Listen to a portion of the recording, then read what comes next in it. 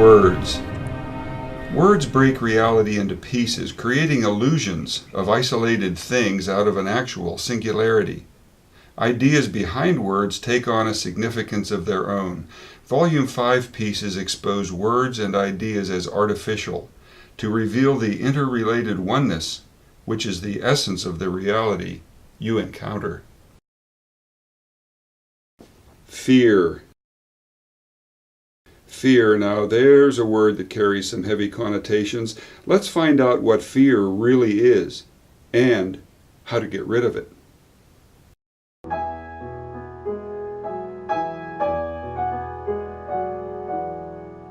The essence of reality explores how the psyche which you are creates the reality you encounter.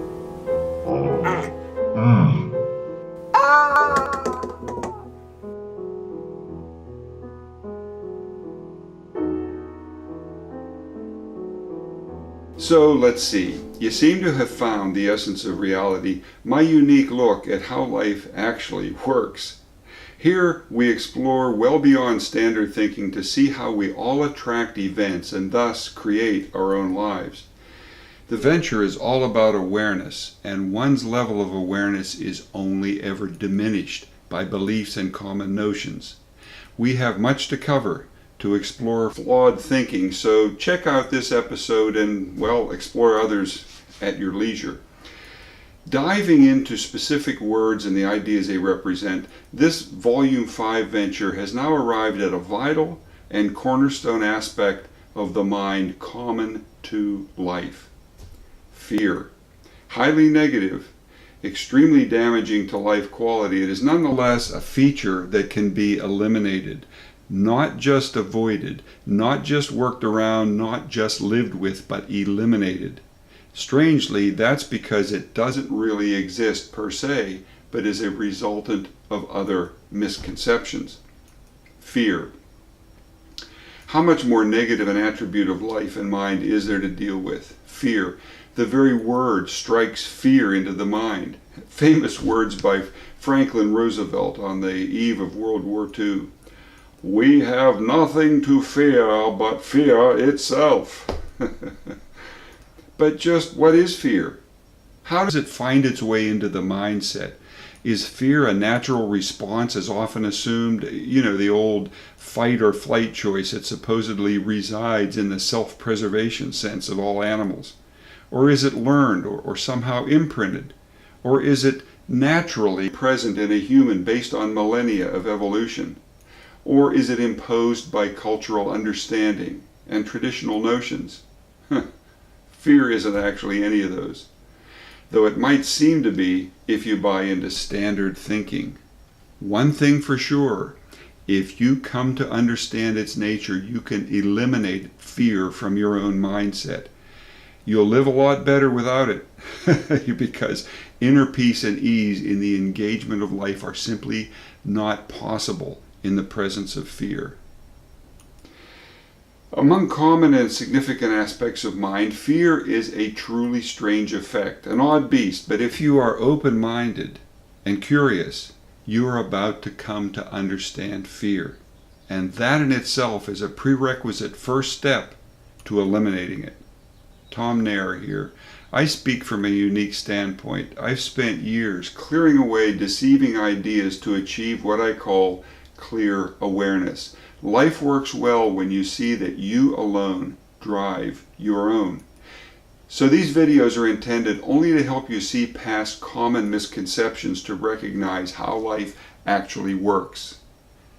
Fear can be, for example, quite specific, with a focus on some definite agent, dogs, heights, snakes, closed spaces, for example.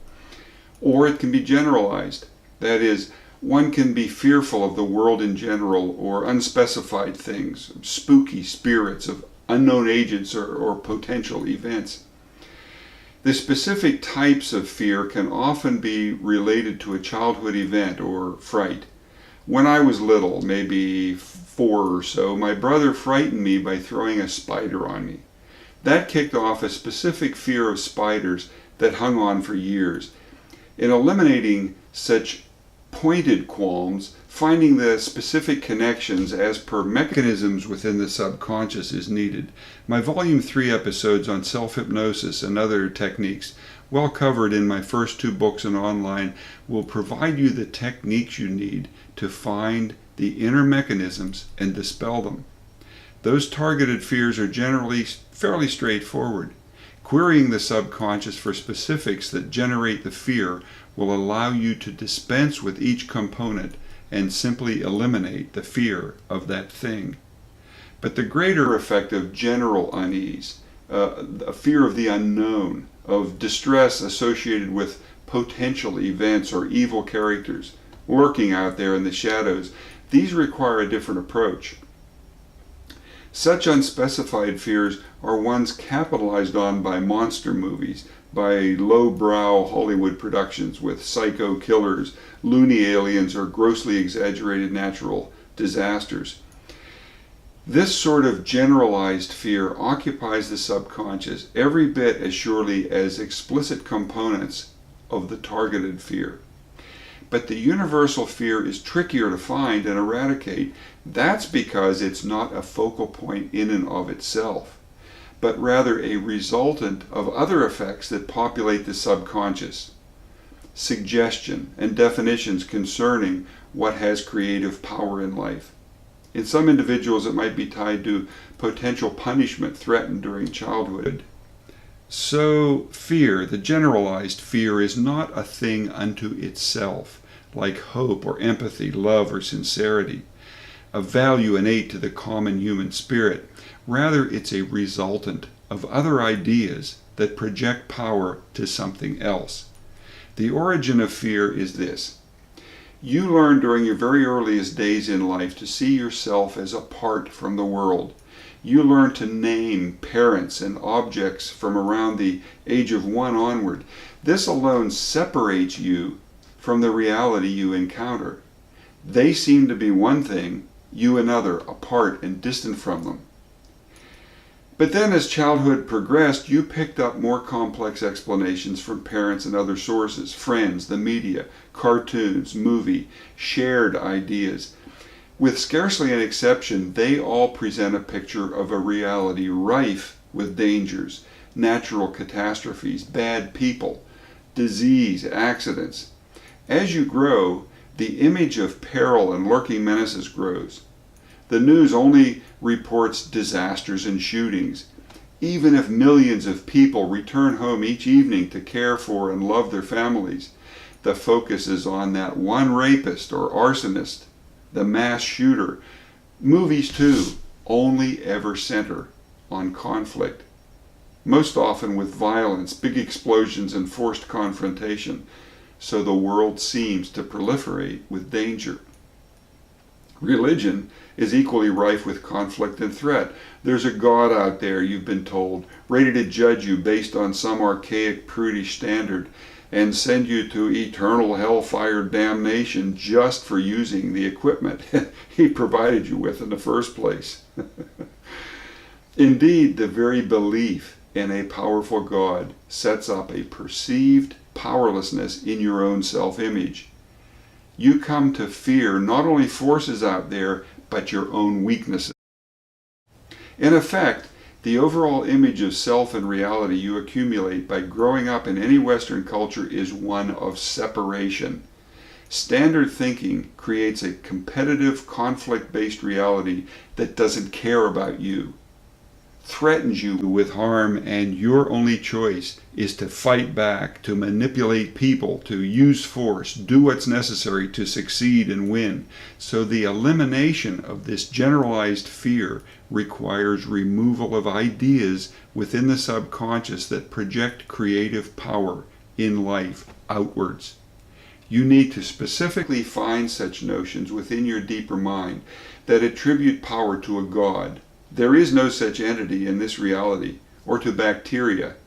They're present but don't cause sickness, or to other people. Once you identify them in your mindset, you will have to eliminate them, one at a time through autosuggestion, as I explain in Volume 3 pieces.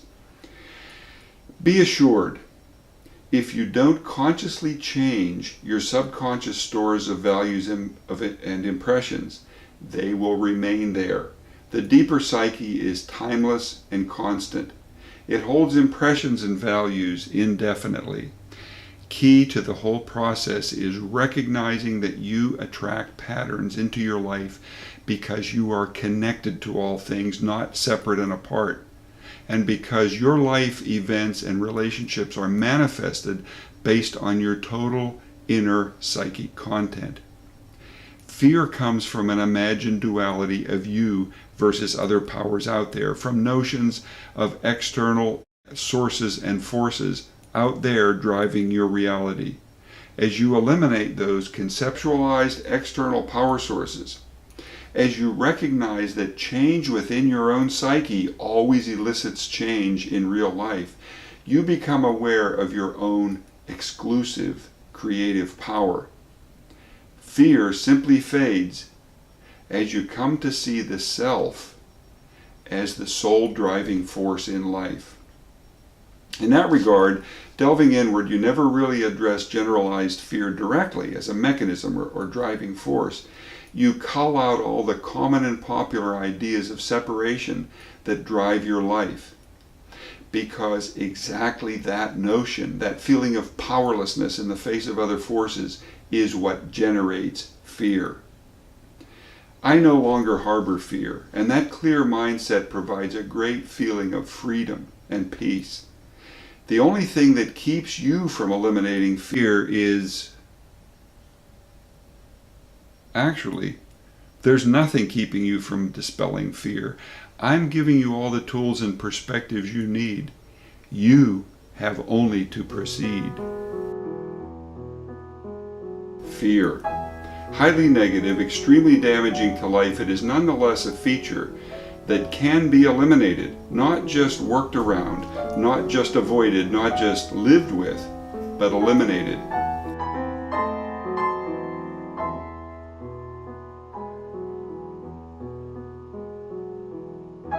Fear can be, for example, quite specific, with a focus on some definite agent: dogs, heights, snakes, closed spaces, for example. Or it can be generalized. The specific types of fear can often be related to a childhood event or fright. Querying the subconscious for specifics that generate the fear will allow you to dispense with each component and simply eliminate the fear of that thing. Universal fear is trickier to find and eradicate. That's because it's not a focal point in and of itself, but rather a resultant of other effects that populate the subconscious. The origin of fear is this. You learn during your very earliest days in life to see yourself as apart from the world. You learn to name parents and objects. This alone separates you from the reality you encounter. They seem to be one thing, you another, apart and distant from them. In effect, the overall image of self and reality you accumulate by growing up in any Western culture is one of separation. Key to the whole process is recognizing that you attract patterns in your life because you are connected to all things, not separate and apart. Fear simply fades as you come to see the self as the sole driving force in life. There's nothing keeping you from dispelling fear. I'm giving you all the tools and perspectives you need. You have only to proceed.